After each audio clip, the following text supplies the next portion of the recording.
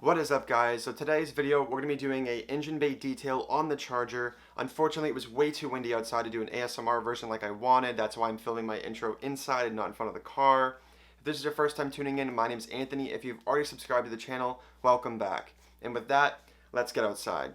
It's probably been a little over a year since the engine bay's actually been cleaned, so considering that time frame, this actually isn't that bad, but it's still definitely going to need some cleaning.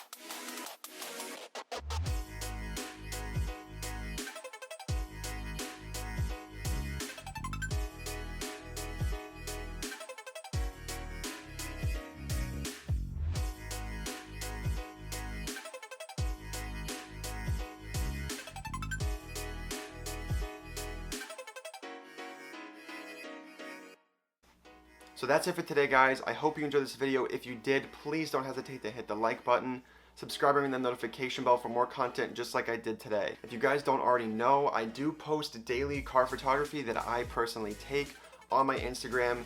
Go ahead and give me a follow. You'll also see some updates about the channel. It's at Brand Auto Media. Thank you guys so much for watching, and I hope to see you in the next one.